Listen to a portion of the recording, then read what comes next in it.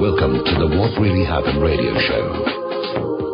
Putting America first, second, and third. Here is your host, Michael Rivero. And aloha, America. Welcome to our show today. It is Monday, June 22nd, 2015. We're getting on through the month here. We're about 10 days away from Independence Day. And, of course, we're not allowed to have fireworks or anything anymore because the government doesn't want us knowing how to play with things that go bang here. We have a lot of stuff to talk about today. The phone lines are open, 877-300-7645, 877-300-7645.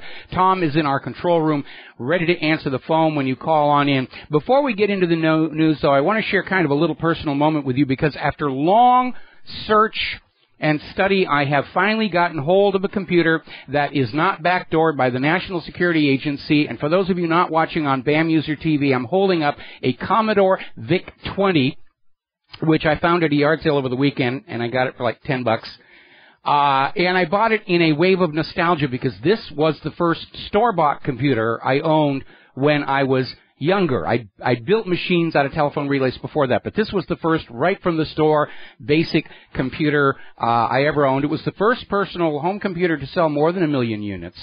And it took a little finagling because this output to channel 3 or channel 4 of an on-air TV set, which aren't around any longer, and I had to jury rig some cables to get it to finally get out there. But here's the point I wanted to make real quick. This computer was built in 1980, 35 years ago, and it powered up and booted on the first try. So all these modern computer companies that say, we can't build a computer that lasts more than 5 years, you know they're full of it. They could if they wanted to. They just don't want to. They want to sell you a new machine and new software every 5 years because that's why they make so much money and you are left struggling to be productive during this economy.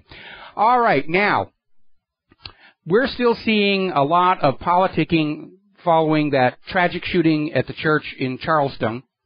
And very interesting attitudes are being revealed by the corporate media here. And there was a very interesting story over at crack2.com about how Salon has revealed its hypocrisy on this whole issue because they put side by side 2 tweets from Salon. And one said, white America must answer for the Charleston church massacre. And it was paired with an earlier tweet from Salon saying Muslims don't need to apologize for the Tsarnaevs. And so here we have this idea that already the corporate media is trying to make all of white America feel some kind of guilt or shame because Dylan Roof, with his brain melted on Suboxone, Xanax, and who knows what all else, carried out the shooting. You are all collectively to blame. No, we're not.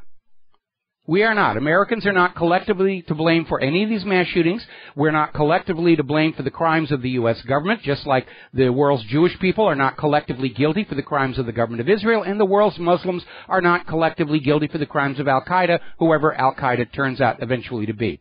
Now, there was an interesting incident over in Austria where a driver intentionally drove his car into a crowd at 90 miles per hour, killing 3 people. Now, under the logic being offered by Obama in the wake of the Charleston shooting, we should now take cars away from all those drivers who drive safely and obey the laws. And needless to say, the gun grabbers were following me all over the net, screaming about, no, you don't understand. Guns only serve one purpose. They are there to kill. That's why it's okay to ban all of those, but we have to keep... And I pointed out, you got the guy who crashed his plane into the IRS building in Austin, Texas. Nobody called for a ban on small aircraft. I found this story about this one doctor in Great Britain intentionally murdered 250 of his own patients. And we know medical mistakes kill 400,000 in this country every year. But nobody talks about banning doctors. And the gun grabber story there was that, guns, the primary purpose is to kill. They don't serve any other purpose. Obviously, cars and doctors and planes are useful for other things. And yes, bad people will use them for bad purpose. But there's no reason to have a gun. And my reply to that was, the primary purpose of a gun is to put food on the table, which I have done in my youth. The primary purpose of a firearm is to protect your home from criminals, which I have also done. primary purpose of a gun is to chase pests out of your farm fields, which I have done. And the primary purpose of a gun is to put holes in paper for recreation, which I have done. And finally, the primary purpose of guns, according to the founding fathers of this nation, is to give government a reason to mind its own business, which sadly is becoming a major issue right now. Now, what's going on here? I mean, first of all, let's look at the reality. If just one of those people in Charleston, in that church, had carried a firearm, the story would have had a different outcome. Only one person would be dead, the bad guy, and all the good people would still be alive. This actually happened at a church in Colorado in 2007 when a man came in attending to murder Christians, and he was dropped in his tracks by a church member who was a former police officer and still carried her weapon. So this idea that that's nonsense to think having a gun would have stopped the mass killing, yeah, it has. The police never stopped these mass killings. People who are there being shot at fire back. By the way, this Charleston church massacre happened in a gun-free zone. Gee, don't those work out really well? Just guarantees the victims will be disarmed. And we confirmed over at the Department of Homeland Security, Charleston, South Carolina had an active shooter drill going from June 15th to the 17th. The shooting happened, to the 19th. The shooting happened on the 17th, right in the middle of this active shooting drill. Just a coincidence, right? It's absolutely a coincidence. Just like it was a coincidence, FEMA was on the ground in New York the day before 9/11 on a drill. The British authorities were down in the subways on 7/7 with a drill, just coincidentally when that went off. And by the way, following a pattern we've seen with so many of these other convenient mass shootings to support the gun grabber agenda, apparently, Dylan Roof did try and kill himself after shooting everybody else. Witnesses said he put his own gun to his head, pulled the trigger, but he had run out of ammunition. And we've seen that pattern many times before. Now, this is going to put the government in a very awkward position. How are they going to justify not allowing the media to talk to Dylan to find out what psychiatric medications he was on? Or if, in fact, he was encouraged to do this by a third party, turns out to be one of these many undercover FBI informants. And adding fuel to the suspicion that this was another engineered government hoax, the federal government has fast-tracked $29 million in support money for the families of the Charleston shooting victims. That's a little over $3 million per family, just like they did payouts to the families at Sandy Hook, just like they did payouts for, well, anytime there's one of these government-manufactured situations. They have to pay the victims hush money so they don't come out and say, you know, there's something really funny about all of this. And obviously everybody's out there pounding whatever agenda they want, trying to use this to advance their agenda. Racism, race crisis, race war, gun grabbing, and the rest of it. It's all being scripted. And there's an article over in Investment Watch blog, waiting for a provocative incident. Obama is trying to force a confrontation so that he has a pretext to declare martial law, which is something I've been warning about all the way back to Adam Kokesh's aborted armed march into Washington, D.C., which fizzled and fell apart. Then they tried again with Trayvon Martin, then they tried it again with Ferguson, they tried again with Baltimore, now they're doing it with Charleston. And it's not working because black Americans and white Americans are smart enough to realize this is what the government wants. Now, everybody's making a big deal over the Confederate flag. That's the new distraction. Don't think about what medications this guy was on. Oh, it was the Confederate flag, and everybody's out there pounding on that. Mike Huckabee is saying, you know, one lunatic doesn't mean the Confederate flag is problematic, but they're trying to fan this up and keep this going as a race issue rather than a tragic side effect of medication. We'll be right back.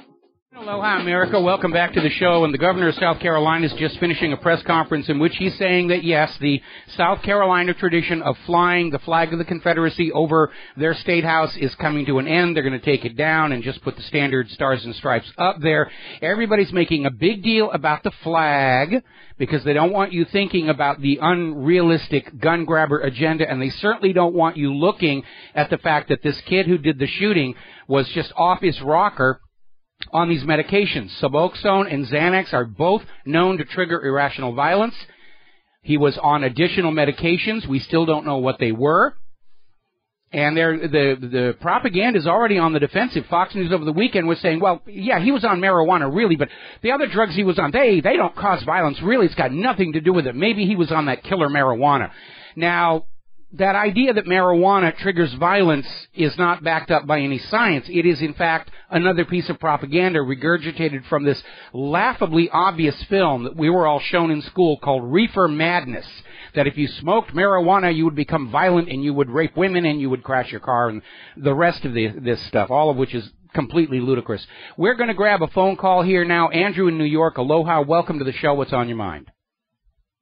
Hey, Michael, I'm kind of suspicious that the government was involved because, like, whenever in the news is mentioned, there was, like, subscription drugs, and they said at the end this guy was supposed to, like, kill himself. Like, I'm kind of suspicious that the government was involved. Yeah, this does feel just like another Columbine or another, I mean, there have been so many of these set-up situations, and remember, I was talking last week, when undercover FBI informants are looking to set somebody up as a patsy, they're going to be drawn to these kids who are on these medications because they know it's going to be very easy to talk them into doing something that is hideously violent. And again, the idea that this guy was going to kill himself after it was all over, I mean, talk about your Manchurian candidate, but he had run out of bullets. And it's just like at the Boston bombing where the Tsarnaev brothers were not supposed to survive. And, you know, they're going to be scrambling to keep this guy isolated away from anybody in the media.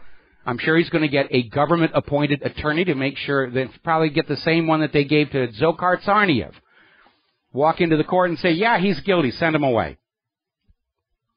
Did you heard that, like, the pharmaceutical companies, like, they spend $4.5 billion on the corporate media to, like, advertise how good their prescriptions are?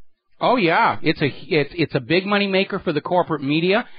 Prescription pharmaceuticals is a $375 billion a year business in the United States, and with that kind of money, they can buy Congress and they can buy the media, and it's an open secret. The media will not carry any stories critical of the big pharmaceutical corporations because they know they'll lose those very lucrative contracts. Congress actually held hearings into the demonstrable link between SSRI antidepressants and acts of extreme violence, but chose to do nothing for the same reason. Big pharmaceutical corporations are very generous campaign contributors. I also think, like, they're using this, like, Confederate flag issue on, like, all these race wars, like, to distract people about, like, how bad the economy is and, like, how bad the government is, or, like, how the U.S. is trying to start a third world war with Russia. Like, they don't want people to pay attention on those issues, but they just want people to argue, like, for example, about the Confederate flag. Yeah, you're exactly right here, and this is a tactic they did before, back in the 1960s, when the American people of all colors were starting to unite together in opposition to the war in Vietnam. The FBI intentionally went out and committed acts designed to fan up race hatred under their COINTELPRO program. The Black Panther coloring book was one very famous example that was exposed during the congressional hearings into COINTELPRO. They set up the riot at Disneyland to discredit the anti-war protest. The COINTELPRO back in the 60s was targeting the Native Americans, the early civil rights movement. They were trying to get rid of Martin Luther King because he was also opposed to the war in Vietnam. This is how the government likes to play. The difference is, back in the 1960s, the vast majority of Americans didn't know the government played dirty, wouldn't have believed it if they had been told. Today, it's a completely different story. We understand. Lies, fraud, deception, hoaxes, false flag is how the U.S. implements its domestic and foreign policies. All right, thanks, Mike. All right, thank you very much for the phone call. Now, Karl Rove is out there making the statement that the only way we will stop the violence is to repeal the Second Amendment. He's out there saying that if we ban all guns, that will keep guns out of the hands of criminals. Well, you know, drugs are illegal, and they were declared illegal to keep them out of the hands of the criminals. How's that working out for you? Because the reality is they can't stop the flood of drugs coming into this country, part of them coming in from the CIA. And the CIA will just say, oh, we can make money smuggling guns now. Instead of Fast and Furious smuggling the guns down to the drug criminals in Mexico, they'll smuggle the guns back into the U.S. to the criminals here. And the criminals will have guns, and the law-abiding citizens will be helpless. So until you can actually prove that one of these bans is going to work, because none of them ever have throughout history, then I wish you would shut up. Because repealing the Second Amendment is not about keeping guns out of the hands of criminals. It's about removing guns, our right to weapons, from the American people. Now, let me explain what's kind of going on here. The Founding Fathers of the United States understood political power attracts the very sort of people who should not be allowed to have it. The greedy, the sociopathic, the power mad. They created a nation that was designed to safeguard liberty by diffusing power and authority all across the land. Most power and authority was reserved to the state and local governments and to the people. The central government was further limited by dividing it into 3 branches intended to keep watch on each other. And the final, ultimate safeguard was to recognize the right of the people to keep and bear military arms as a final check on runaway tyranny. The United States Supreme Court ruled in United States v. Miller that the Second Amendment reserves to the people the right to keep and bear the exact same arms carried by the uniformed military in order to achieve a balance of force if the military is used against we the people. Now, over time, sadly, the greedy, sociopathic, and power mad have undone most of those safeguards built into our nation by the Founding Fathers. States have become subservient to the federal government. The federal government has violated the Enclave Clause of the Constitution to confiscate and control the public lands, in many cases pledging it as collateral on out-of-control debt. More recently, we've seen the Supreme Court and Congress reduced to mere rubber stamps on the policies coming from the president's desk. The only remaining safeguard against dictatorship created by the Founding Fathers is an armed populace, and that, too, is under attack by the greedy, the sociopathic, and the power mad who want to transform this nation of the people, by the people, and for the people into a privatized money-making machine for their own power and enrichment. Now, the United States was started as a free nation, and one of the most important freedoms is to say no to out-of-control government, and that is why we have a Second Amendment. We'll be right back. Aloha, America. Welcome back to the show. Now, I want to make a point here about what happened in Charleston. Those people in that church were all killed, at least in part, because they believed it when they were told the police could protect them from violent crime, and they did not need to take precautions themselves. That was obviously a lie. The church was in a gun-free zone, which guaranteed that only the bad people would have the gun. And look what happened. Not surprisingly, polls are showing that confidence by the American people in the U.S. police forces are the lowest they've been in 22 years.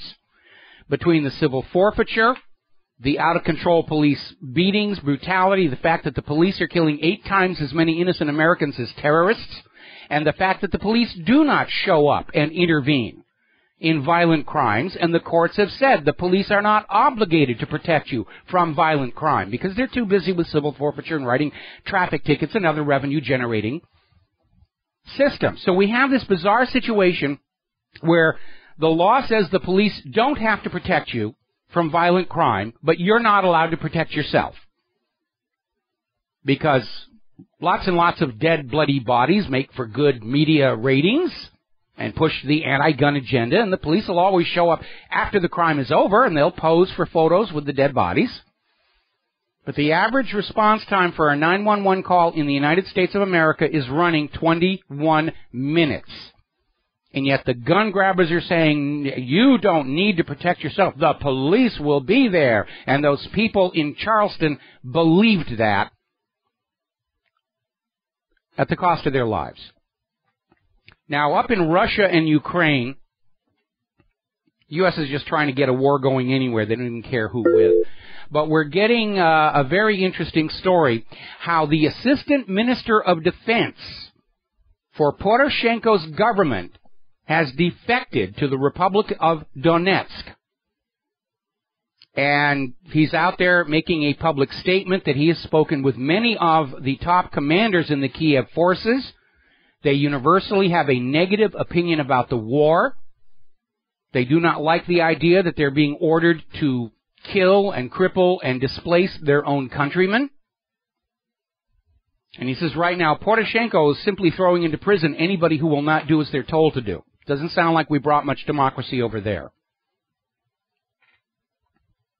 Now, the United States is making the same strategic mistake the Nazis did, thinking that well-trained and well-equipped soldiers automatically win battles. The historic truth is that soldiers win battles only when they are well-motivated. That's why the Nazis ultimately lost, despite their clear technology advantage. That is why the U.S. lost in Vietnam and is stuck in quagmires in Afghanistan, Iraq, Libya, Yemen, and so forth, despite a clear technology advantage. The Kiev forces are not motivated to make war on their own countrymen. Neither are the Iraqis, for that matter. And this plan to build a new U.S. army from illegal immigrants is doomed to fail for the exact same reason.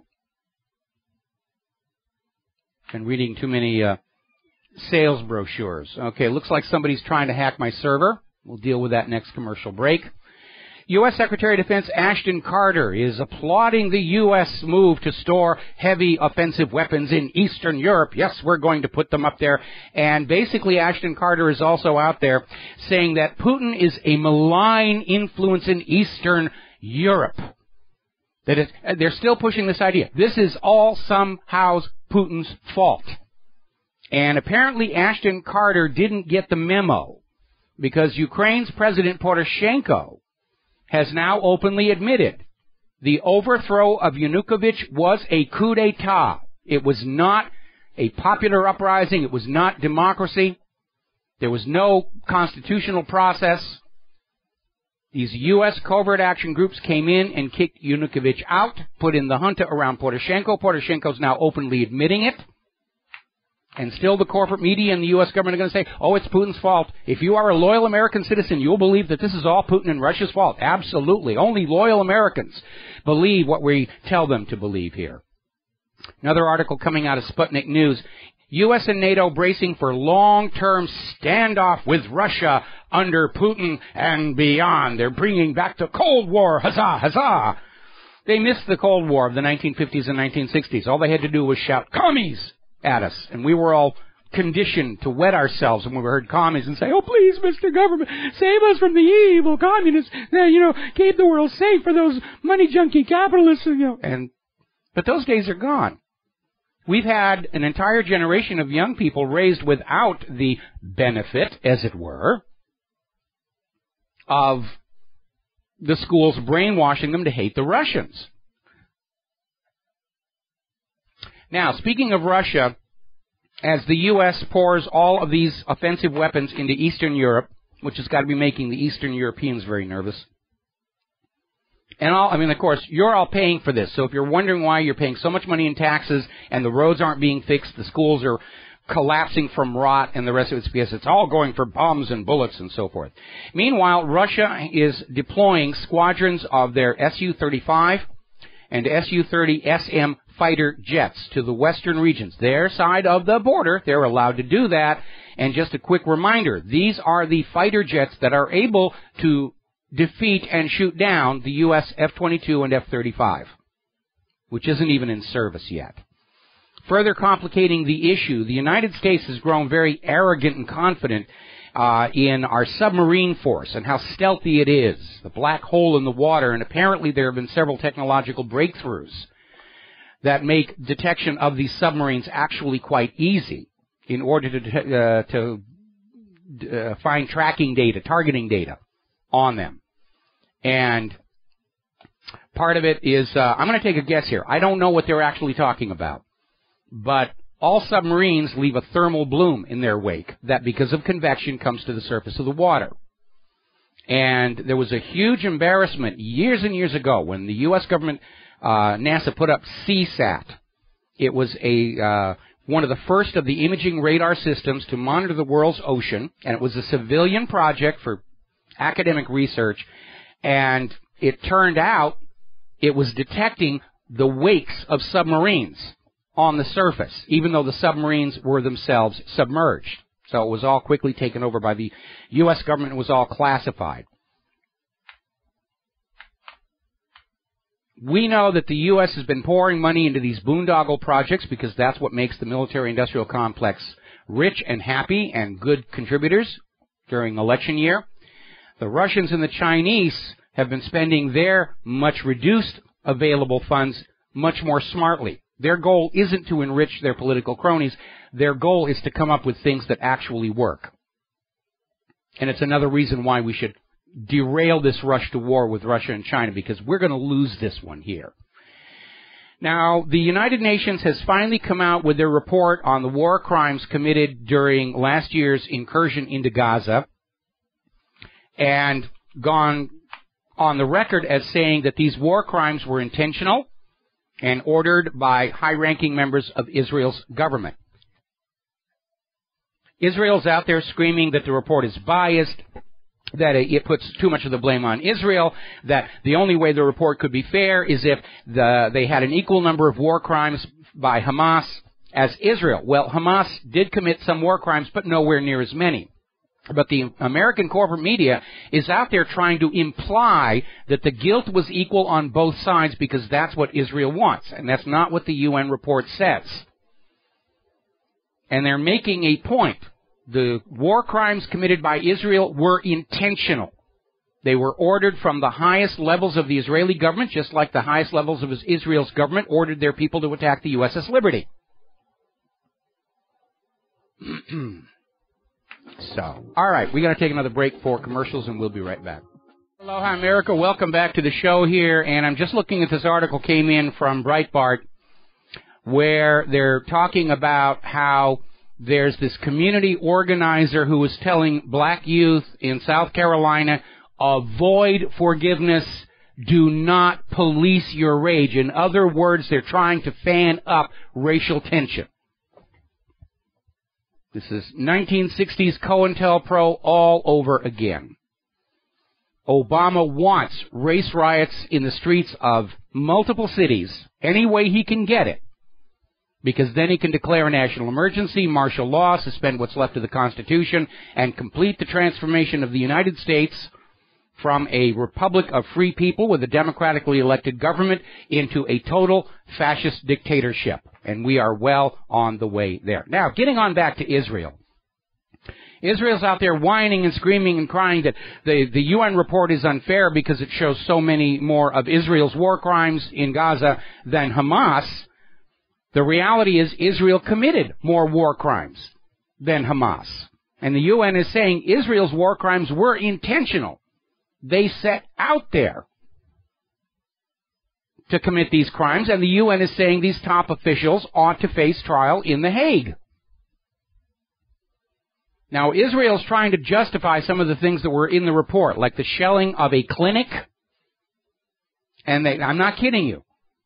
Deputy Brigade Commander said this was legitimate military because it raised the morale of the Israeli troops to shell this clinic.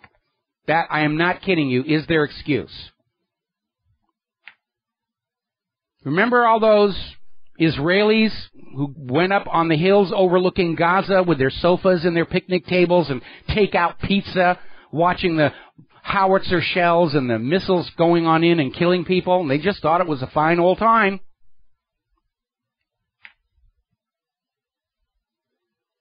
Now, apparently, WhatsApp messages have surfaced or been released confirming that Israeli soldiers knew they were about to kill a child when these 3 Palestinians were killed. They knew they were just kids. They went ahead and did it anyway. Israel is now warning that it will intercept the latest Freedom Flotilla heading for Gaza. And they are declaring that they will intercept it in international waters.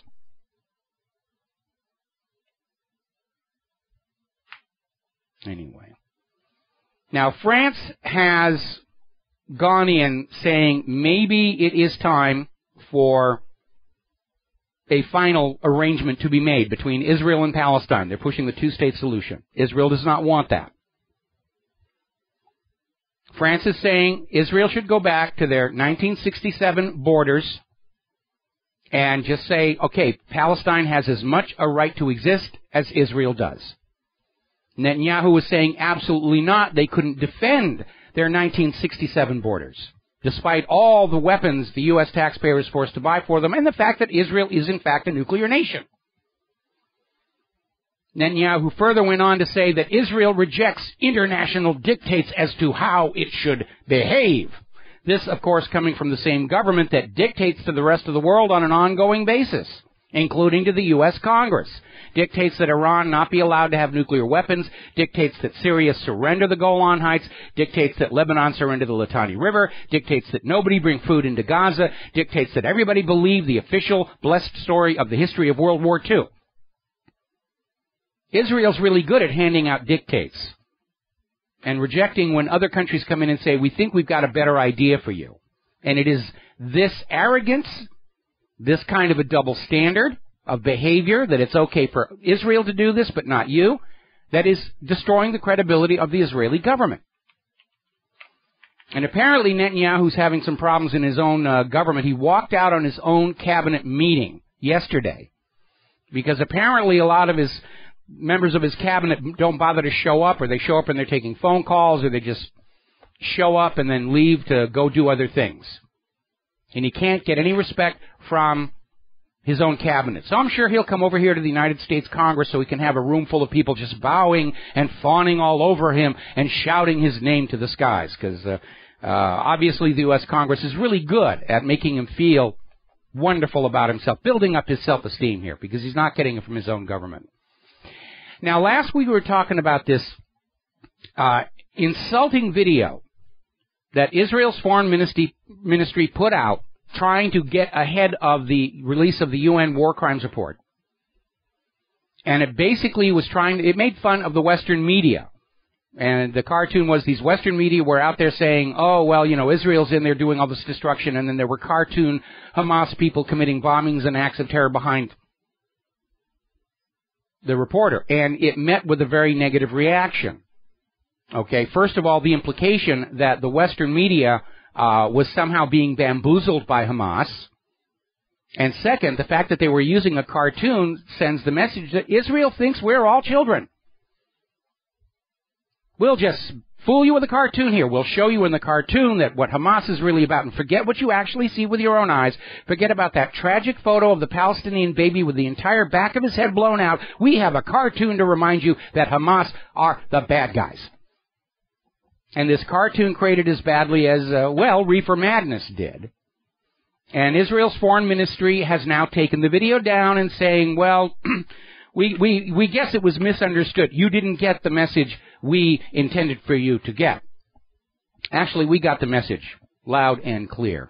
Now, over here in the U.S., speaking of an obedient and respectful Congress, Congressman Louis Gohmert is out there bashing the Obama administration for blowing the whistle on this Israeli spy mission in Iran, where Israel was found to have bugged the computer systems of all the hotels where the P5+1 negotiators were staying in order to glean information about the negotiations, which Israel is not party to, in order to have information to give to the U.S. Congress to try and scuttle the deal. Now, first of all, Obama did not blow the whistle on this. Kaspersky Labs in Russia did. But Gohmert is not going to lose an opportunity to prove what a good, loyal servant of Israel he is by bashing the president. Maybe we could crowdfund a one-way plane ticket to Israel for Louis Gohmert, and for that matter, every other member of the U.S. government who seems more loyal to Tel Aviv than to our own country. By the way, apparently Netanyahu's, I think it was his wife, but somebody close to Netanyahu, tweeted a joke that coffee Obama, it's black and it's weak, which huge outrage at that. And they've withdrawn the tweet and issued an apology saying that really it's just, the anti-Semites are kicking up a fuss about this whole thing. Now, over in Iran, the situation's getting a little more complicated, and frankly, everybody is lying about it in the American corporate media. Here's what's going on. The Iran parliament passed a bill forbidding Iran to make any deal for the P5+1 that includes inspection of their non-nuclear military sites. The bill also says that it is a requirement for any P5+1 deal that all international sanctions be lifted immediately on signing, which is something that was in the preliminary deal, was in the framework deal, and lately we have seen the U.S. take the position, first of all, that all military sites are open for inspection, and we'll decide when we'll lift the sanctions somewhere down the road. These are all designed to make a deal with Iran impossible, which is what they really want. Now, here in the U.S., they're trying to sell the idea that Iran is now saying you can't inspect the nuclear sites, and that is not what Iran is saying.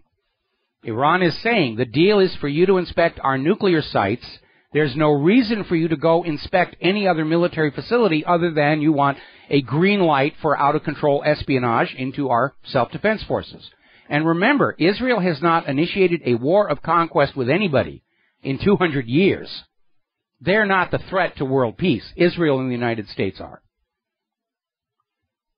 Now, we're coming up on our top of the hour news break. When we come back, more bad news coming out of Yemen. Actually, there's a lot of bad news everywhere. We'll be covering it all when we come on back from our news break. And getting on the Taliban up in Afghanistan and, of course, the Greek situation. Now, the Greek banks are open today, courtesy of the ECB, with strict cash withdrawal limits. We'll be talking about that when we come back from the news break. There it is. We'll be right back. And aloha, America. Welcome back to our show. Hour number 2. The phone lines are open. 877-300-7645. 877-300-7645. Now, over in Yemen, Saudi airstrikes continue, killing civilians across northern Yemen. This apparently after the so-called peace talks in Geneva went absolutely nowhere, because the issue really isn't Houthi rebels at all. It is punishment of the people of Yemen for kicking out their U.S. puppet rulers. And that is obviously something that Geneva is not going to be able to address. Now, the people of Yemen are now starting to fight back. Yemen forces have taken control of a number of Saudi military bases in the province of Jizan. And apparently they captured 3 Saudi military sites in the area of Al Jabiri in the southwestern region.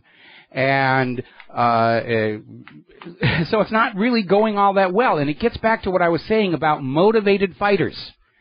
You can train a bunch of guys and give them all the best weapons in the world, but if they are not motivated, if you cannot get them to hate the other people, they're not going to be effective. And in this day and age of crumbling trust in anything any government says or anything any media says, motivating the troops, that gets really, really tricky.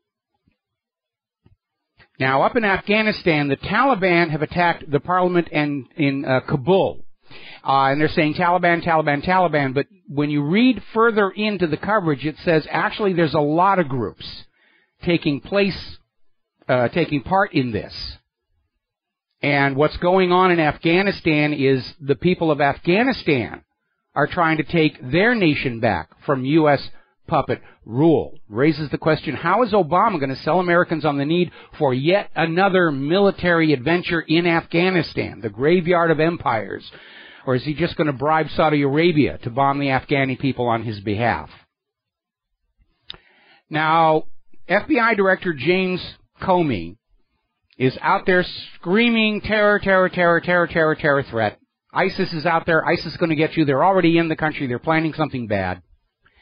And they're signaling a warning that we could expect some kind of a terror attack on the 4th of July. In other words, they're telegraphing another potential false flag. Because they're desperate. They can't get you to hate the people they want you to hate. They can't stop you from hating them. It's a real problem. Now, every 4th of July we get a warning that there's going to be some kind of an attack, and usually it doesn't happen. It may this year, and if it does, we know who it's going to be. It's going to be the U.S. government or Israel's government working for the U.S., trying to invigorate the war agenda to get all of the American people just to want to go on out and personally kill all the Muslims themselves. Now, turning to the economy, over in Greece, the situation is very much in flux. The banks did open today, propped up by an emergency cash infusion from the European Central Bank, but with very strict limits on withdrawals. It's not really a run on the bank, it's more of a jog, but it is going on. So they've got limits on the withdrawals there. The creditors, the Troika, have offered Greece a 6-month bailout reprieve. Push this to the end of the year. And that, of course, is a major concession on their part, because that means every other European Union member nation that is in a similar situation is going to say, hey, we need a slack. Cut our debt, cut our interest, stretch the payments out more. Now, the stock markets were really up in Europe and the United States on the hope that there'd be some kind of a deal breakthrough. Unfortunately, the talks ended today without any progress whatsoever. Everybody came out saying, well, we'll come to some kind of agreement somewhere. You know, this week it's going to happen. Absolutely. Meanwhile, we're seeing more and more indications that Tsipras is pivoting toward Russia. They have signed that deal by which Russia is going to pay Greece to help them build this new oil pipeline. And once again, we see Putin stepping in to calm down a dangerous situation. He's basically coming in and saying, we are going to give the Greek economy a major project where they can take the money that we are paying them for the project and use it to service their debt in Europe. Everybody wins from this. And this will be a huge crowbar for Russia to pry loose the European sanctions against them by saying, what's wrong with creating jobs in Greece? And of course the answer is nothing.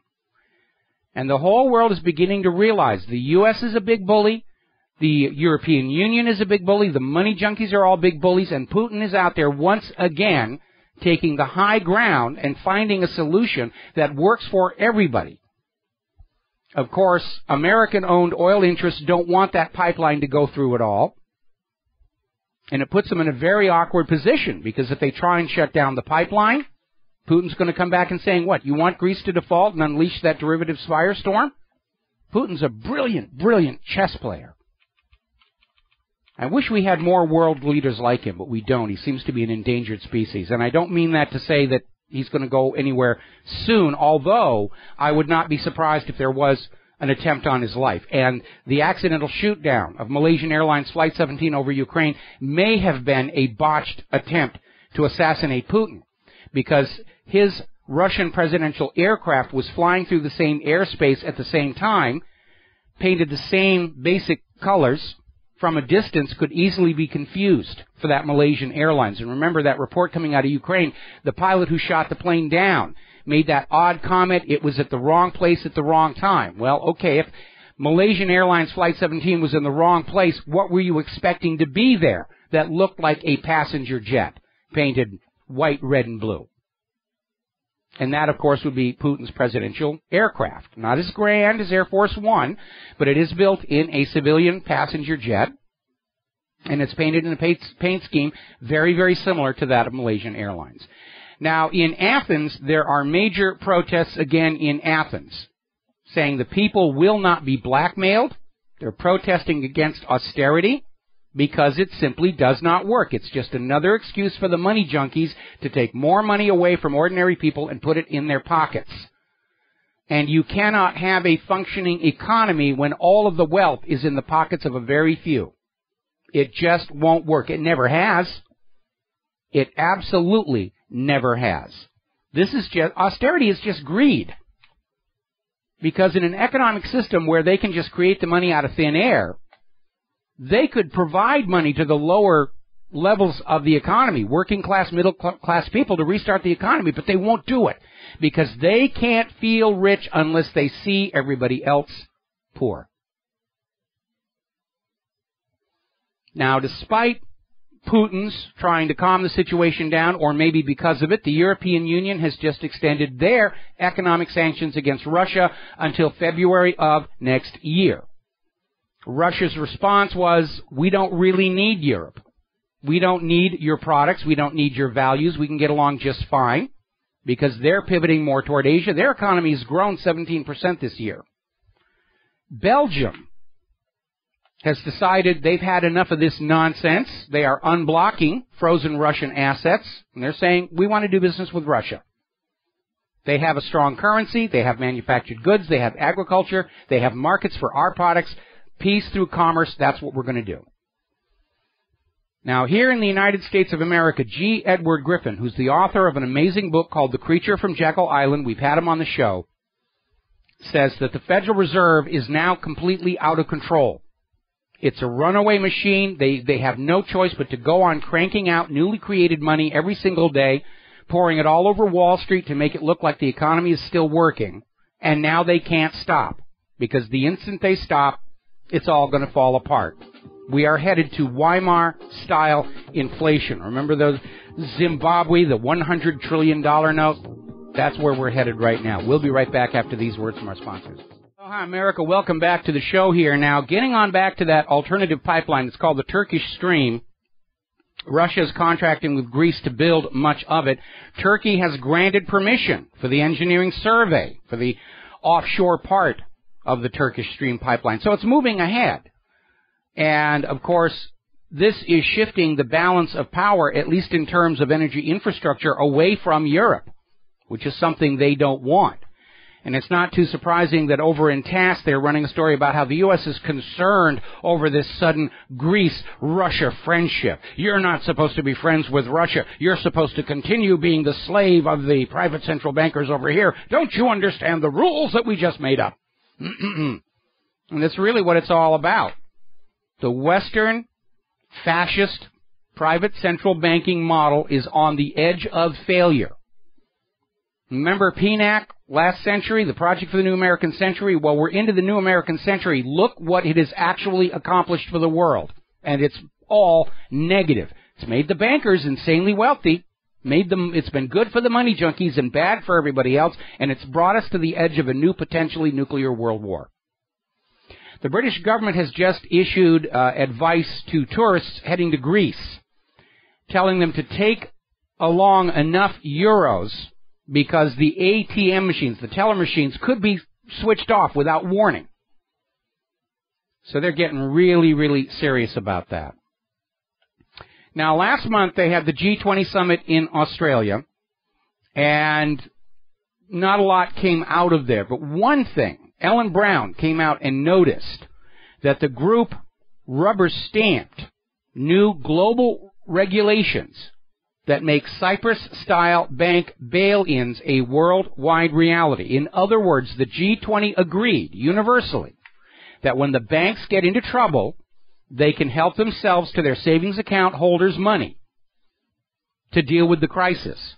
It's already a reality here in the United States of America. Last November, Congress passed a law redefining savings account holders as unsecured investors in the bank, meaning if the bank loses money, you as a savings account holder are supposed to share in the losses. So you've got all your money in your savings account. It's paying virtually no interest whatsoever, certainly less than the rate of inflation. And then turn around and say, we may need to just grab that from you to save the banks. The banks are much more important than human beings in the United States of America. That's just the way it's supposed to be. And they're all trying to find out some way that they can drop the losses from the derivatives meltdown onto the people of planet Earth, which isn't going to work. There isn't enough wealth in the entire planet to deal with the derivatives meltdown. These should never have been allowed. There were voices in governments all around the world saying these are disasters waiting to happen if they're unregulated. And now, here we are, looking at this.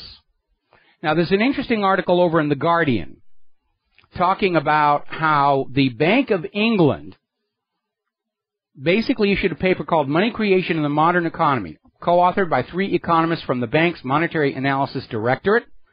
And they came out and said that most of the common assumptions of how banks work are completely wrong, that the positions associated with groups such as Occupy Wall Street and WhatReallyHappened.com are actually correct. They create the money out of thin air. Money is just an IOU. The banks are rolling in it. They could revive the economy anytime they want. The problem is they would feel less wealthy if you were doing better, if you had a better lifestyle, better job, better house. Because wealth is a relative perception. And the money junkies can't feel wealthy unless they can look around and see everybody else as poor. We're going to grab a phone call here. John in Barbados, aloha. Welcome to the show. What's on your mind? Hello, Michael. Yeah, I want to get back to Ukraine for a moment. The announcement that it's planned to put 40,000 troops into northeastern Europe, this rapid reaction force, so-called. Yeah. I mean, seriously, of those 40,000, only 20,000 will be combat troops. The rest will be logistics. And let's be clear, what are they facing? 400,000? Is this a suicide mission? Are these people serious? It's a joke. It has to be. Anyway, one wag said about this current economic situation, we know that lots of the rich people are disappearing out of America and renouncing their citizenship and emigrating to places like New Zealand. And one wag on a blog I was reading wrote, Mr. Putin, wait till November and then New Zealand. Okay. Yeah, I thought the same thing, Michael. How could they even tell with all the quakes they have down there? They might not be able to tell the difference. Boy, I'll tell you, that would get the world angry with Russia. If Putin were to nuke the Hobbit village there, bag in, nuke that, the entire world would rise up against him. What I think is important now is in Ukraine, I'm looking at various reports, and there are all sorts of factions vying for positions, but all in opposition to Poroshenko and the current administration. And it looks like more and more pressure is being put on. I can't see this Ukrainian government lasting till the end of the year. Well, if we're to take the word of this assistant defense minister who just defected to Donetsk, Poroshenko right now is basically throwing anybody who says no to him in prison. And, of course, that is also not being reported by the Western corporate media. But he's showing all the signs of a leadership in crisis and about to fall. We know that the people of Western Ukraine are sick and tired of all the wars. There have been major protests on a regular basis outside Poroshenko's palace. None of this is getting any coverage in the Western media because we're supposed to think Poroshenko's the good guy and Putin's the bad guy. Another point of the economy, serious effects coming from this now new Conservative government in the UK. They're talking of removing £12 billion from the Social Security benefits system. I mean, this is going to really fire things up in the UK. There's already massive 250,000 people marching on Parliament in London this last weekend. Well, Great Britain is just doing what the United States government has been doing. They're dipping into the retirement funds of working Americans to balance the books because they don't have anybody else they can cheat out of it. And I don't know what the rules are in Great Britain, but here in the United States, that money in the Social Security Trust Fund is not the property of the government. It's the property of the American people, and it's being embezzled. John, got to let you go. Got to take a break for commercials, and we'll be right back. America, welcome back to the show here. I'm getting nagged in the email that I should smile more. Well, I need something to smile about. And other than Claire makes me smile. But we can't show that on camera, so I'm sorry, you're out of luck. Alrighty, apparently over in London, they had a protest march against austerity.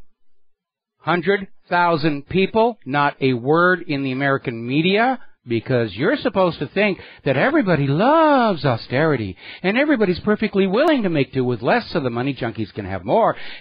We're going to talk about Confederate flags and we're going to talk about, gun bans. We've got to take guns away from all the people. And there are protests all over the place. London, Athens, the people of the world are sick of the money junkie greed. Because they see that these people have more wealth than they could possibly ever really use in their entire lifetime. For them, it's all about ego and numbers, and I've got more zeros after my name than you do, and that means I have larger genitalia, and God loves me more because I have more wealth. Wealth is the sign of the elect, so forth and so on. The BRICS Bank officially commences business on the 7th of July, and that has a lot of people in the money junkie circles very upset because how dare they have their own bank? They have to use our bank and follow our rules and make us rich. That's the way the world is supposed to be. We're going to grab ourselves a phone call here. Dustin in New Jersey, aloha. Welcome to the show. What's on your mind? Hi, Mike. Yeah, you mentioned the BRICS. You know, you were mentioning with the Putin's plane was following in the same trajectory. You know, I tend to believe they would have tried to kill him then because he's the key to having the BRICS together and the, you know, this whole alternate system, you know. But the one thing that I question with the shoot down with the is the other plane was told to like divert and stuff. There could have been a dual, you know, some kind of a dual use, you know, for them to shoot down the one plane, and there could have been a dual thing going on, you know, but they didn't shoot down Putin's plane. They shot the other one down instead. I know about the reports the plane was diverted, and maybe it was diverted, and maybe it was a perfectly innocent thing for the air traffic controller to do. But at this point, the attempt to assassinate Putin theory seems to make the most sense, because if there's one thing that we noticed about the aftermath of the shoot-down, it's that the propaganda was virtually all knee-jerk reaction. Oh, it was the Ukrainian rebels, it was Putin, it was this, it was that. It didn't have the structure and form of having been planned in advance. They were clearly reacting to an unexpected event. And I think, you know, and again, we're going from that report that the pilot came down saying that he shot the wrong plane down, it was in the wrong place at the wrong time. I really do think that it was an assassination attempt. I think Putin is probably aware of that, but he's not going to make an issue about it right now because, again, he is out there proving to be a world-class statesman, and he's trying to keep the crisis under control. And the plan he's come up with for Greece, you know, it's not about Russian control or influence. He really worked out a solution that could, if left alone, work out for everybody. He is going to hire Greece to build this pipeline. Greece is going to have the money available to pay the European banks. They're going to back away from default, and it's a good solution, and they're going to try and demonize him for it. Well, it's kill him with kindness. That's what Putin's doing. You know, this is why the Chinese got their own. They're doing their own thing with the AIIB and the Shanghai Co-op, and then, Putin is doing their thing, but they both will merge into one alternate system. So the U.S. is playing like, you know, going back and forth, going, you know, pivot to Asia, back to Europe, pivot to Asia, back to Europe. And I think, you know, we know this system is at an end game, and what the Russians and the Chinese is accelerating it. And, you know, I think the U.S. is in the corner now, and so is the U.K. Yes. And it's, you know, and it's also Australia. And Belgium is not. I don't think Belgium or, you know, obviously Brussels is not to be trusted. So I wouldn't, you know, have the Russians stand too close to them. Absolutely not here. Well, what Putin is trying to do is Russia and China are both trying to end the era of U.S. global domination, but they are not trying to set themselves up as a replacement. They are working toward a multilateral world of peace and cooperation. And they're not going to give the U.S. a chance to say, see, Russia's trying to conquer this, Russia's trying to conquer that. I mean, look how completely overboard the propaganda was about Crimea. Crimea voted to secede from Ukraine following the installation of the U.S. junta. They voted to merge with Russia, and still over here, the official story is Russia stole Crimea. And everybody knows it's complete and utter nonsense. But that's the official lie, and they're sticking with it. Well, you think Crimea cares about the sanctions? Like I say, come on, they get stuff from China directly or from, you know, from Russia. What do they care about the sanctions for? The sanctions are a joke. What's Poland who are they gonna sell their apples to still? Yeah, the sanctions are even at the recent economic summit. the Europeans were saying the sanctions are hurting us more than they're hurting Russia, but the U.S. arm twisted the EU to extend the sanctions into February of next year. And it's another case of ego and vanity and unwillingness to admit mistake are driving our foreign policy, and they're driving it off the edge of a cliff. Well, if you look, the Russian and the Chinese, this shows, them a roadmap to diversify, because look how the U.S. has attacked them through sanctions, so the Russians can diversify and get into different things so they won't get hammered like on the energy sector, The whole goal of the globalists was to have a world that was dependent on every other part of the world, where one country would be high-tech manufacturing, another country would be nothing but agriculture, another country would be nothing but clothing manufacture, another country just making pharmaceuticals. Everybody was forced to trade with each other, and all of them had to go through the U.S. dollar for that global trade. And basically that system is all breaking up. Countries are becoming more self-reliant. They're developing the domestic industries. This New World Order plan, it's already falling apart, but the people who are behind it, they can't give up that dream of living to have a pyramid built to their glory that they can stand on the top of and scream, I'm the king of the world.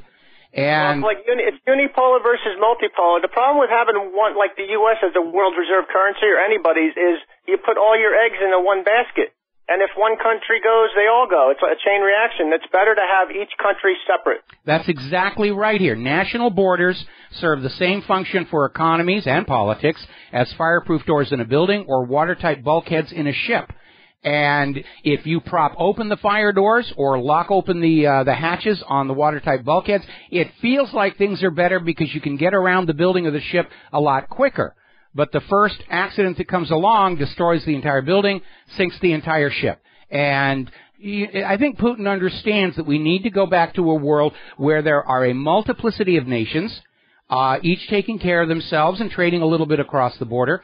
Because if there's a one world government, it is only a matter of time before that one world government comes under the control of another Hitler, another Stalin, another Bush, and bad things will happen to the globe, because that unbridled ruler of the world is going to say, there's really too many humans, we got to get rid of 4/5 of the population so there's more green space for the rich to have golf courses on.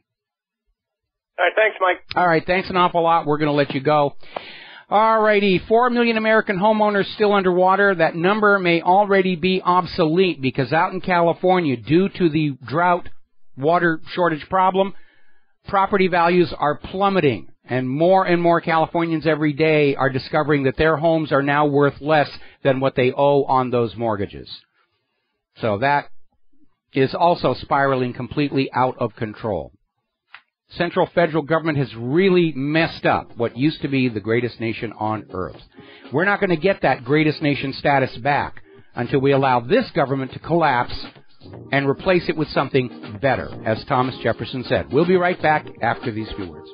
Hi, America. Welcome back to the show here. Now, Bernie Sanders is coming on strong. He had a rally in Denver, has drawn one of the biggest crowds so far in this election cycle. He's starting to look a lot like Ron Paul did in 2008, 2012. Getting huge crowds, huge popular support, populist candidate. They had 5,500 people jammed into this Denver gymnasium, an adjacent atrium and lacrosse field to hear him speak. And his message is a populist one, saying it's time to send a message to the billionaire class, you can't have it all. And that's a very realistic and necessary message. We know the money junkies are always going to want to be rich, but they can't have it all without strangling and paralyzing the economy, which is what's going on right now. Bernie Sanders is also out there saying that every American worker deserves a paid vacation. And the GOP is probably going to come back and say that's ridiculous, that's an unrealistic burden on employers. But in all the other industrialized nations, paid vacations are built into the system. If you're doing good work for a company, they are required to give you 2-3 weeks off with pay every year to go out and enjoy the fruits of your labor. Take your family out to someplace, bring them here to Hawaii, and just have a really good time. And you do get better workers when you do that. Even the pharaohs knew that you got better pyramids when your workers got regular time off. American industrialists don't seem to have gotten that message, and then they wonder about the poor quality manufacturing we're dealing with.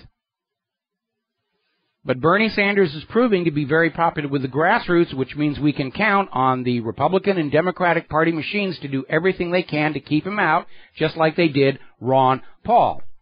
Speaking of which, Ron's son, Rand, in his latest weekly email newsletter, proudly announced that he's meeting with big pharmaceutical corporation representatives.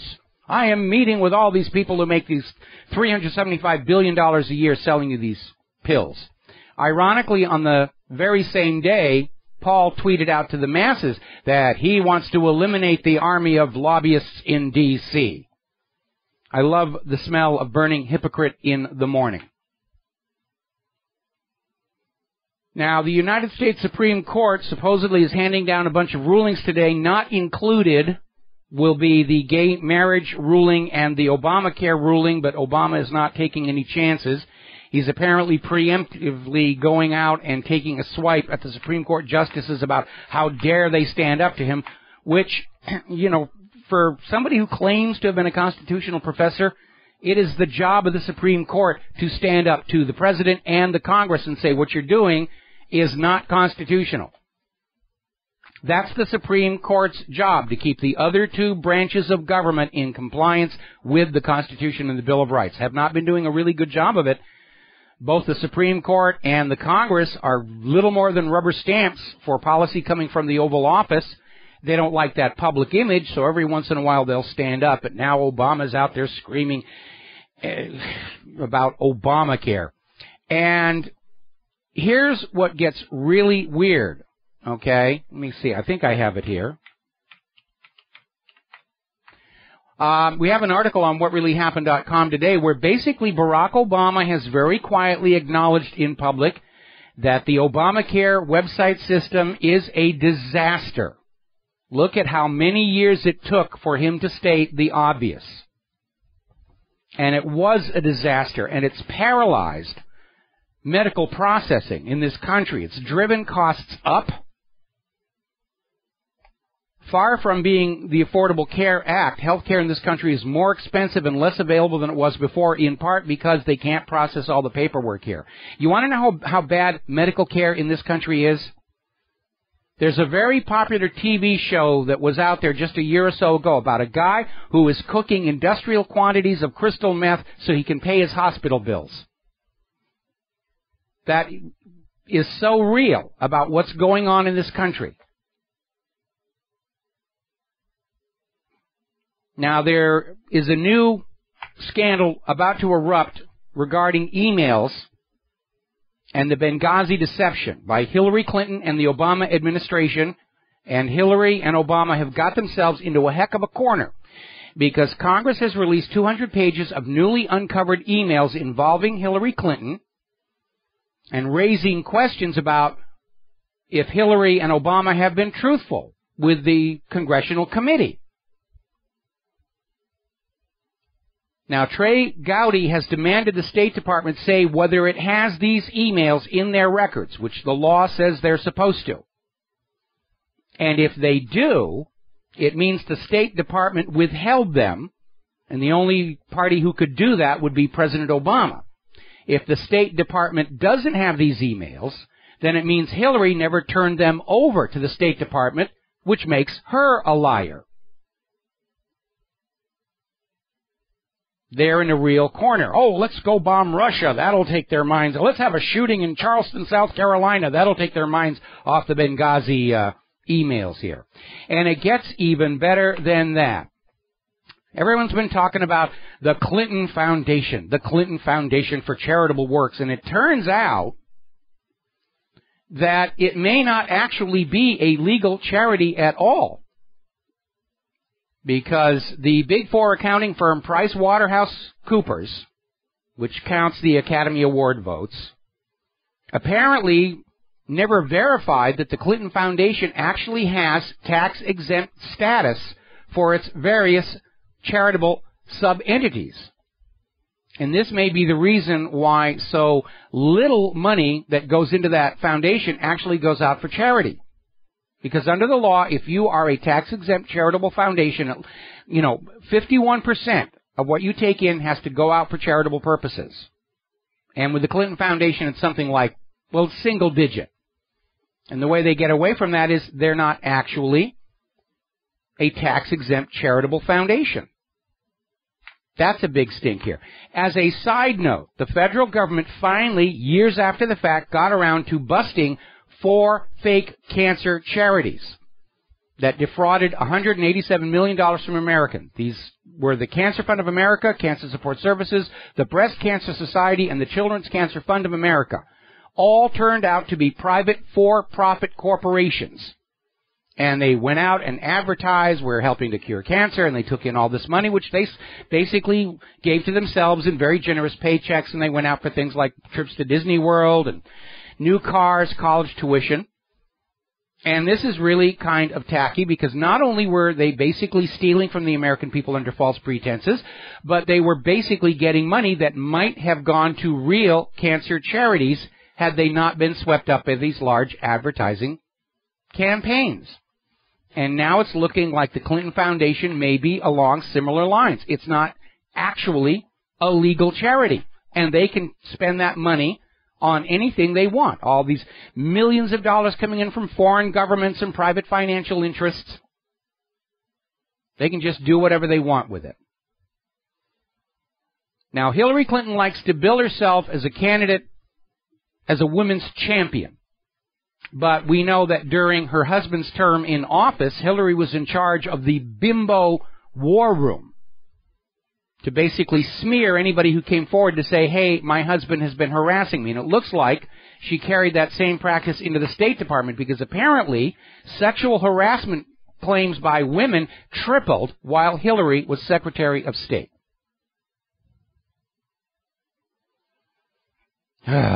Now, there was another tragedy involving police where they shot and killed a 17-year-old during a traffic stop. This is in Eaton County in Michigan. And the cops just shot him. And the police officer's excuse was that the kid flashed his headlights from low beam to high beam and back down again.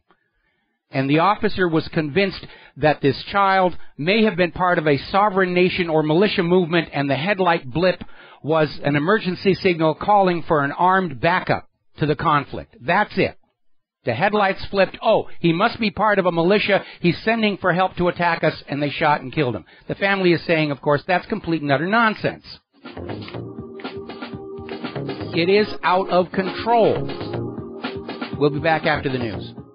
Aloha, America. Welcome back to our show, hour number 3. The phone lines are open, 877-300-7645, 877-300-7645. Tom is still in our control room, twiddling the dials and keeping us out of trouble, ready to answer the phone when you call on in.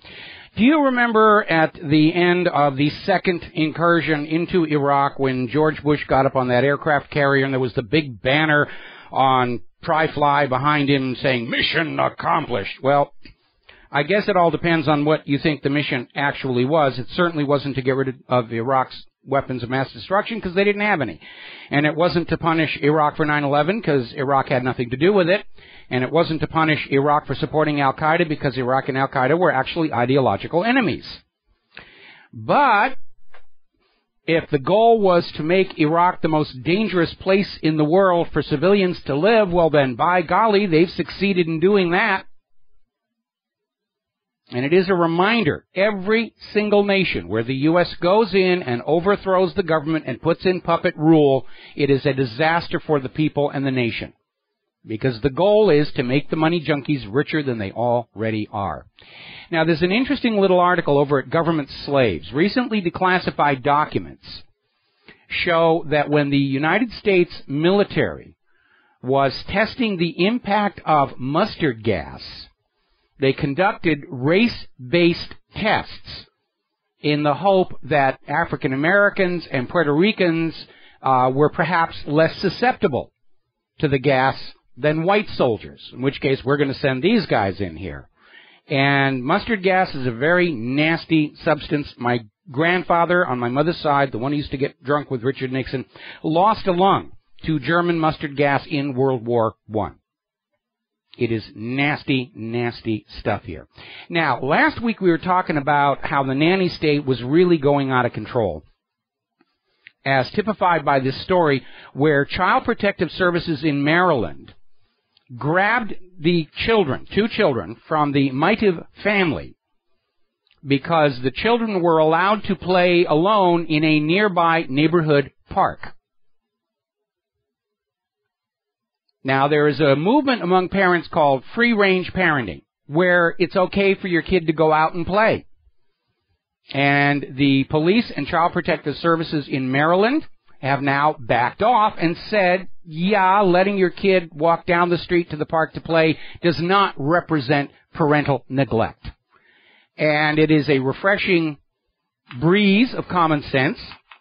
Like I said, when I was a kid, when I was growing up in New England farming country, after school and especially during the summer, we would just wander through the New England forests around our little village. Unsupervised, no adults. We'd leave after breakfast. We'd have a sandwich. We'd come back before dinner. That was the rules. Be home before dinner time. And if we fell down, scraped a knee, cut an elbow, we'd get mercurochrome and a Band-Aid. It was our badge of honor. Look, I got this out there down there by the Merrimack River. And that was normal, as opposed to the current nanny state where everybody is supervised at all times by somebody else. Now, we have been talking about nanosilver on this show. And silver as a curative has a very, very long history. It goes back to the Great Plagues of Europe, where it was noticed that mid-level nobility who were eating and drinking using silver utensils didn't get the plague. The very poor, using wood utensils, got the plague. The ultra-rich who were using gold flatware got the plague, but not silver. And you need to understand, back in these times, people may not have understood what was going on, but they would notice certain effects of certain substances. They'd call it magic. And that was the beginning of silver's reputation as being some kind of a magical curative. Ward off the werewolves and things like that. The ancient Romans noticed that wearing copper jewelry helped reduce the pain of arthritic joints. They didn't know how it worked, they only observed that it did. Now, more recently, nanosilver has been shown to be a very strong, broad-spectrum antibiotic and antiviral. And we found a report on an Air Force Laboratories website where they tested nanosilver against Ebola and found it to work. And one of the countries in Africa, during the recent Ebola outbreak, they were using nanosilver to good result. But from the point of view of the big pharmaceutical corporations, that's not a very good product because they can't patent it, they can't get market exclusivity for it, they can't charge runaway out-of-control profits for it. And the corporate media was discouraged from reporting on the use of nanosilver over in Africa. Now, recently, there was an attempt to ban nanosilver and regulate it, claiming it's actually a pesticide.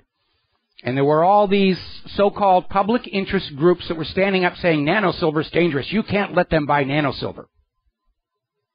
And for a while, it actually was banned until public outcry reversed the ban, but they put strict limits on the parts per million density of the commercially available products.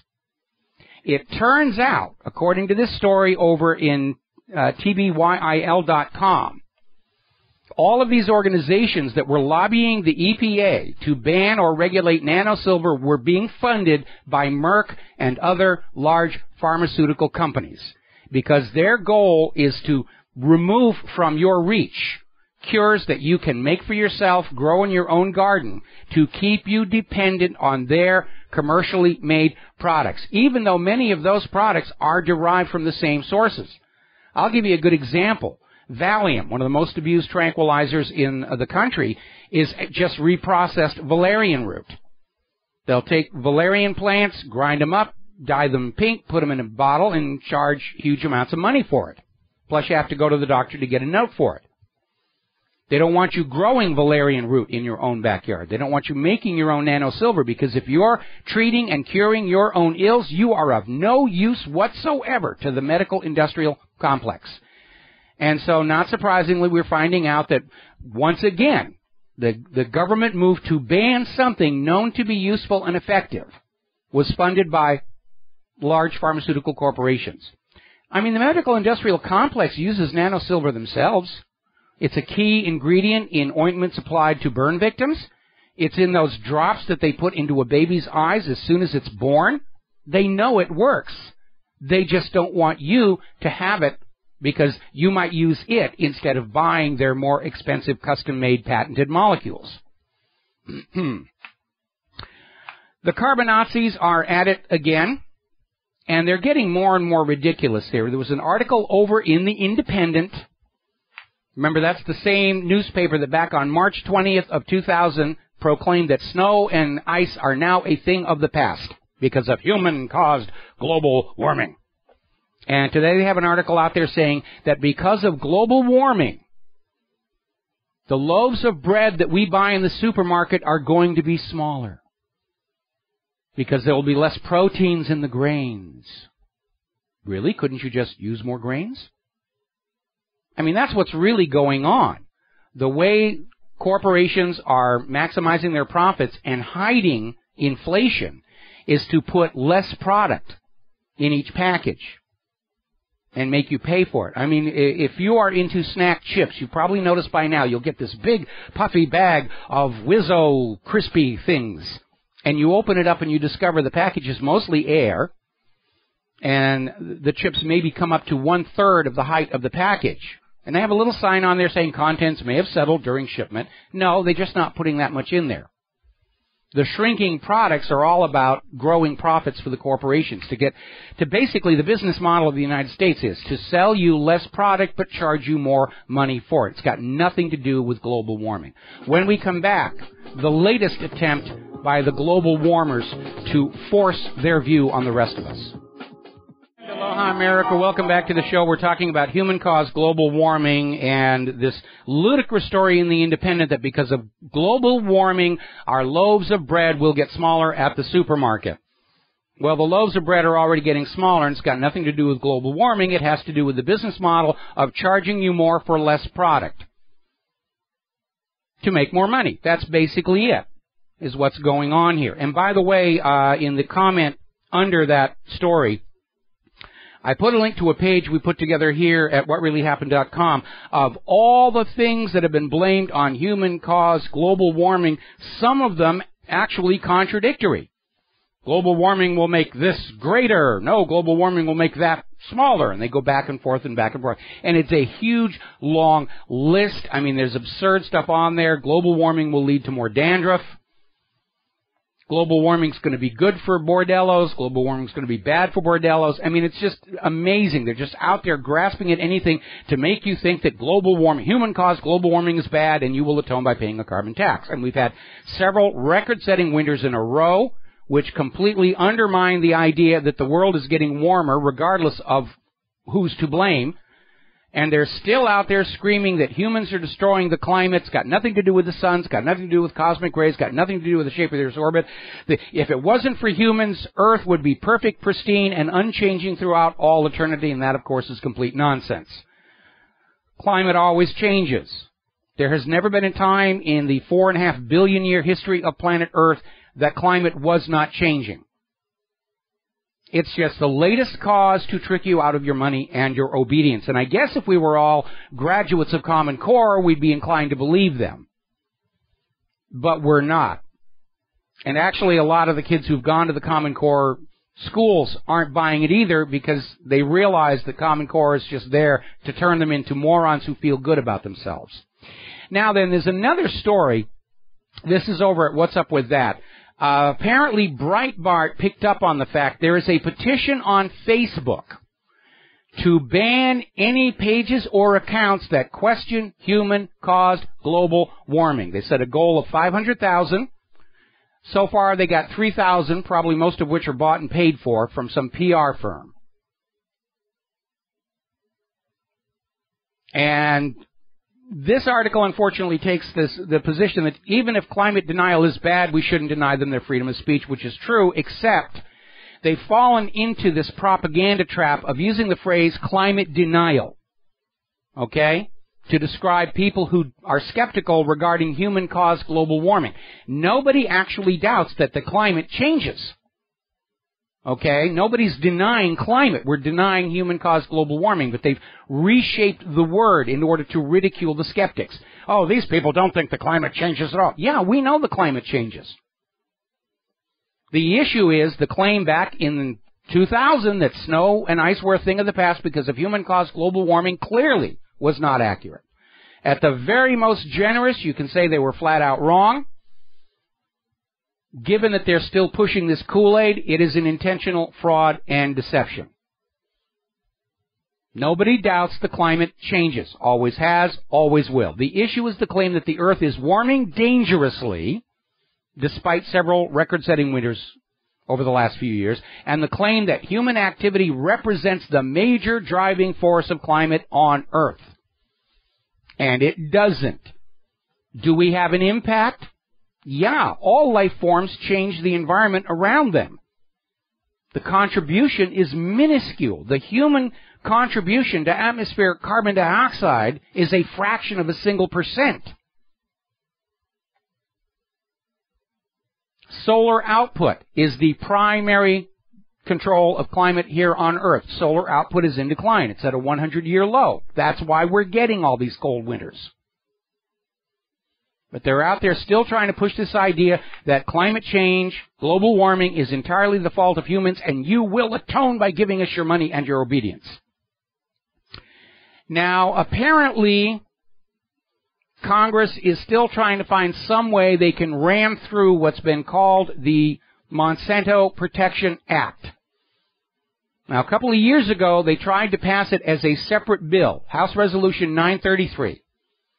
That would basically allow large corporations like Monsanto to override United States federal courts on the issue of planting experimental genetic crops all across the United States of America. In other words, if Monsanto wants it, they get it, and no decision rendered by a federal court could reverse that. And the bill failed, but they're trying to attach this now as a rider to some other legislation, along with renewing a ban on all GMO labeling in this country, overriding efforts by various states like Vermont.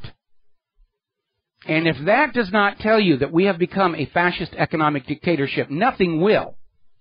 Because fascism is when corporate power and governmental power are aligned together against the general population, and that's exactly what's going on here. The corporations want their GMO products because they want to use them to create a monopoly on global food production.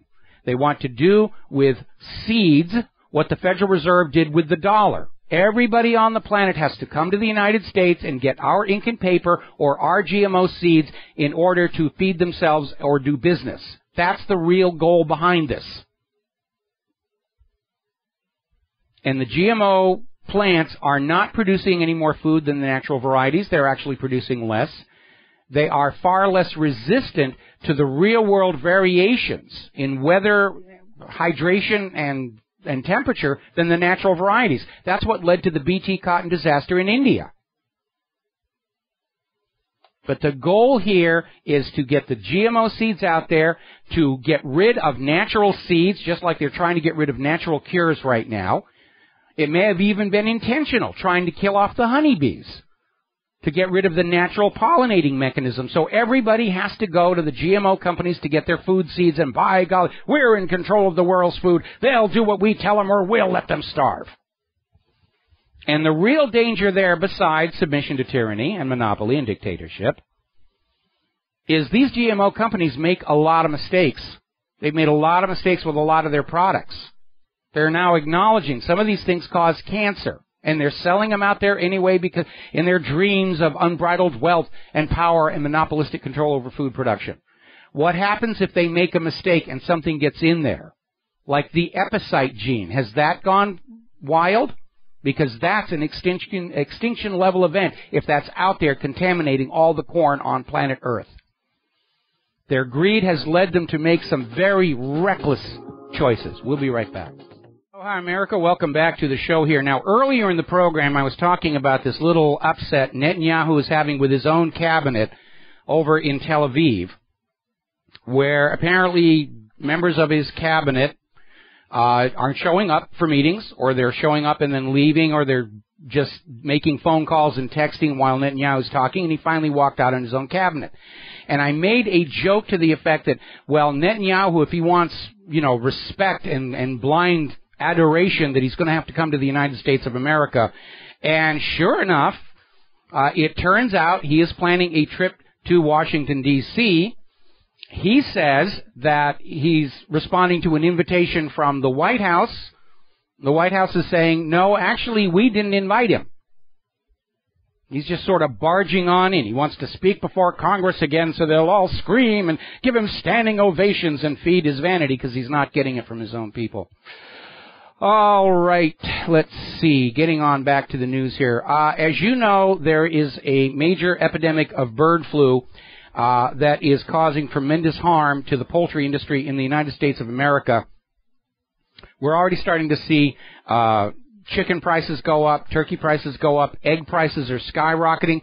Some stores are actually having to impose quotas, limits, how much you can buy at any one time to prevent hoarding. But it is a nasty situation out there. And nobody knows where the bird flu came from. We're too busy looking for Muslim terrorists to actually take care of the food supply. Besides which, I'm sure Monsanto's coming out with a Roundup-ready chicken that will be ready for the marketplace sometime soon. Now, referring back to my joke at the start of the show with my little VIC-20 computer being immune from NSA hacking, as you know, at the same time Kaspersky uncovered this major electronic espionage attack on the hotels in Iran where the P5+1 negotiators are staying, Kaspersky Lab discovered that their own systems had also been infiltrated, most likely from Israel, and that in fact they'd been inside their network since sometime last year. They weren't causing any damage. They didn't want to attract attention. But apparently what the intruders were doing was getting the source code for Kaspersky's antivirus, most likely to try and find ways to bypass it, to get around the antivirus in order to plant malware on people's computers who are using Kaspersky without being detected. Now, in the United States of America, it's an open secret that the American antivirus providers will cooperate with the FBI and the NSA so that their antivirus products will not detect government malware. Kaspersky, of course, is a Russian company, and they're not going to be cooperating with NSA or FBI or any of those people.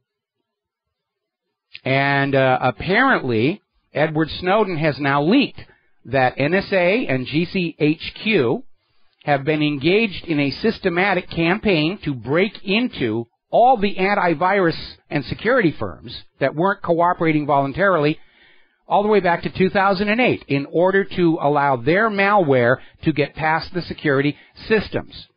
Governments are the biggest cyber criminals of all. Now, we know, because of the NSA encryption challenge we ran here at whatreallyhappened.com, real criminals and real terrorists are going to be able to conceal their communications from the NSA. The NSA is spying on you, the law-abiding citizen, to make sure that you are not thinking those double-plus ungood thoughts, to steal your business secrets for their own profit, which they've been caught doing. And as Snowden revealed, they're basically grabbing copies of all the pictures of your girlfriends, wives, and daughters in states of undress to whack off to in their copious amounts of taxpayer-funded free time.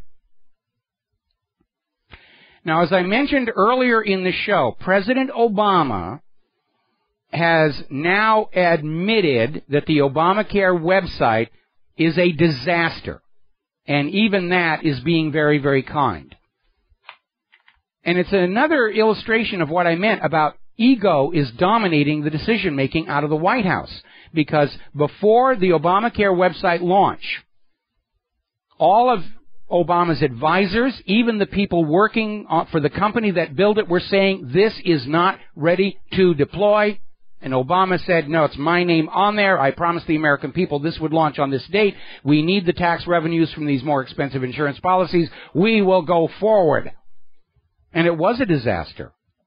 It absolutely was a disaster. My wife wrote a song. It's actually a positive, optimistic song called Stand Up. And we did a video to it, basically featuring all the problems with Obamacare. And he's now admitting it. It was an absolute flustercluck.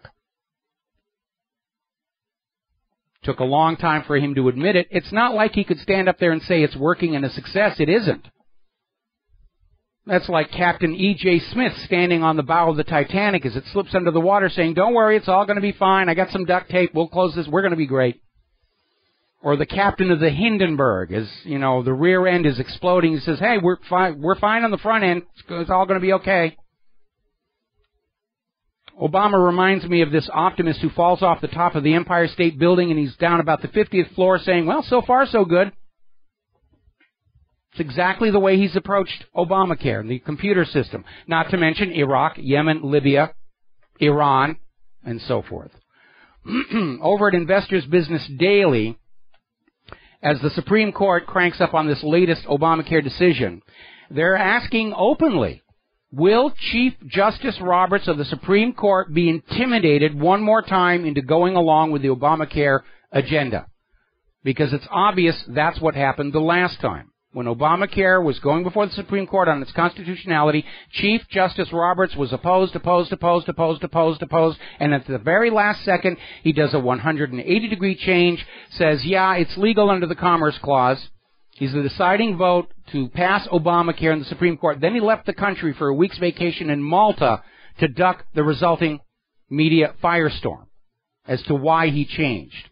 And remember, it has now been confirmed. The NSA spies on our government officials, our politicians, our judges. And I don't think they think these people are potential terrorists, so they are looking for information that can become a lever with which they can be blackmailed. You know, vote for this, vote in favor of this, or we will release all of the recordings we made of your phone calls to Fifi's phone fantasy line. Now, along with the breaking into all of the antivirus computer companies to try and figure out ways to get past them, more documents have surfaced showing that Great Britain's GCHQ was trying to use mass psychological manipulative means on the net to somehow foster conformity and obedience. One of the most obvious, of course, is to go on out and shout ridicule and abuse at those who are not towing the official line in order to create this idea that good people obey and believe in the government and anybody who doesn't is just an antisocial tinfoil hat wearing kook that you would not want to associate with. And they're acknowledging, yeah, that's what these agencies have been doing. I was going a couple of rounds with some of them over the weekend on this issue about gun control and global warming. They were talking about the Pacific Ocean blob. There's this unexplained heat blob in the Pacific. It must be caused by human activity. No, actually, there's probably an undersea volcano underneath there. And I actually had this one shill say, don't be ridiculous. Undersea volcanoes don't warm the water over them. I mean, he actually said that, which shows you how much they're relying on Common Core to have paralyzed the population. We'll be right back. America, welcome back to the last segment of our program today here. We're just getting word now that President Obama and Vice President Biden will be attending the funeral for the victims of the Charleston church shooting this Friday. And that right there tells you this is just being stage managed for maximum political gain. Obama will deliver the eulogy, and they're bringing Biden along, of course, for the sympathy value because he just attended the funeral of his own son who died of brain cancer. But they're pounding this as hard as they can. And the two agendas that seem most in play right now is spanning up race hatred, because Obama needs race riots to declare national emergency and martial law, and they're pushing that gun-grabbing agenda. They're going to be out there saying, see, if we had banned all the guns, this wouldn't have happened. No, that is not true. People whose brains are melted on these chemicals use whatever's at hand. If you go over to ssristories.org, you will read cases where people used baseball bats, hammers, cars, knives, whatever, bare hands. Whatever they could find, when the brain said, go kill a bunch of people, they went out and did it. And they can't ban guns and keep them out of the hands of the bad guys any more than the ban on drugs has kept those out of the hands of the criminals. Bad people do bad things, and they use whatever's around. Drive a car into a crowd, crash a plane into a building, murder somebody with a syringe because you don't think they ought to be alive anymore. But nobody talks about banning all cars from law-abiding good drivers or good pilots or banning doctors and medical care. Only when it's the guns are we told that the actions of a deranged few justify taking guns away from law-abiding citizens who use guns safely. They're scared of you. That's what this is all about.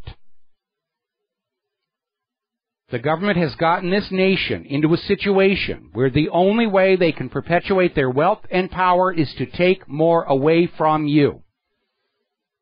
And the only reason they can't is knowing that 80% of America's households have firearms.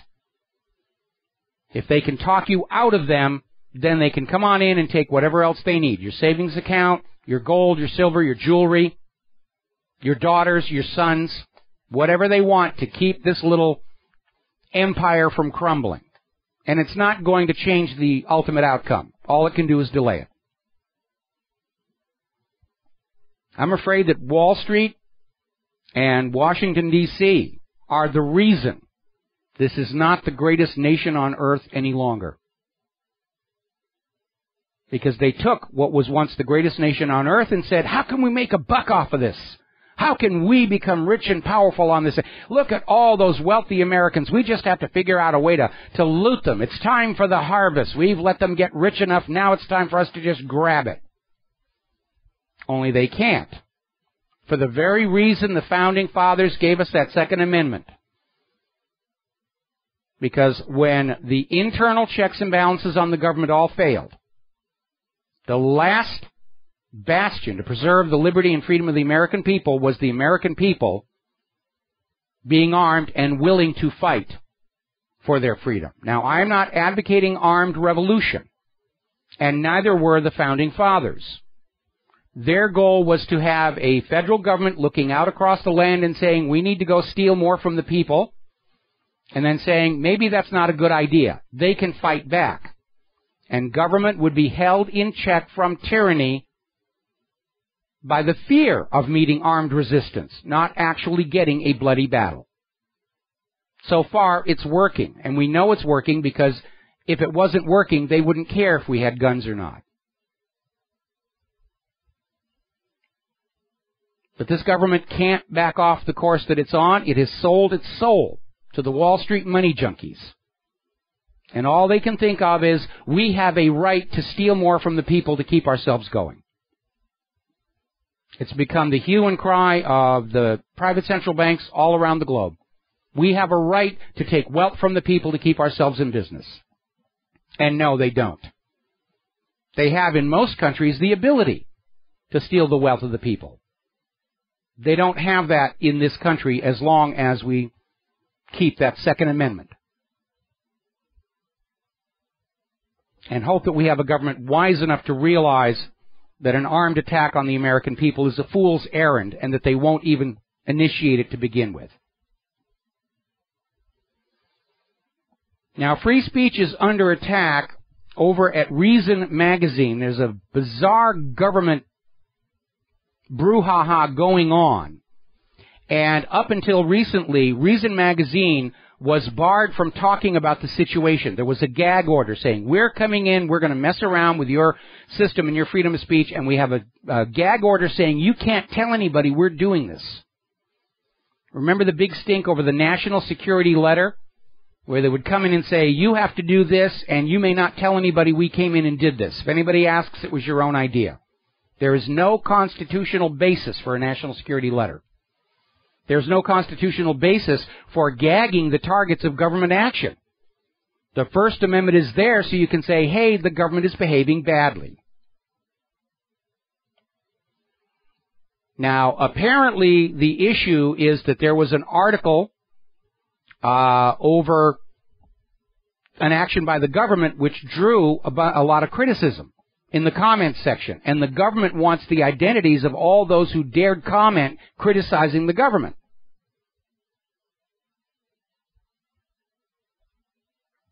And they want to be able to go on out and slap around those people who are saying bad things about the U.S. government. And the First Amendment gives us a right to say bad things about the U.S. government when it's acting badly. Gives us the same right for the government of Israel, or the government of Russia, or the government of Great Britain.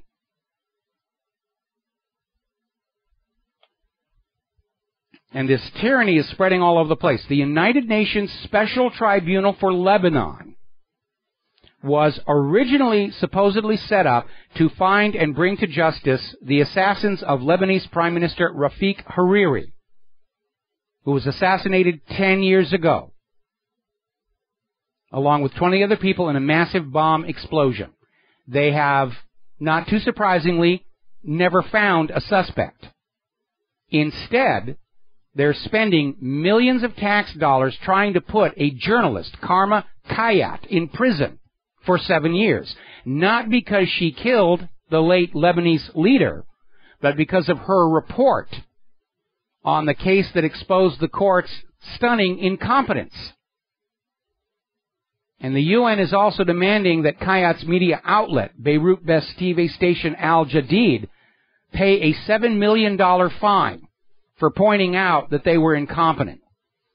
And to realize how important this is, you need to remember the context of the situation. It was the assassination of Hariri that was blamed on Syria, that forced Syria to break off mutual military support with Lebanon, leaving Lebanon wide open for the subsequent attack by Israel.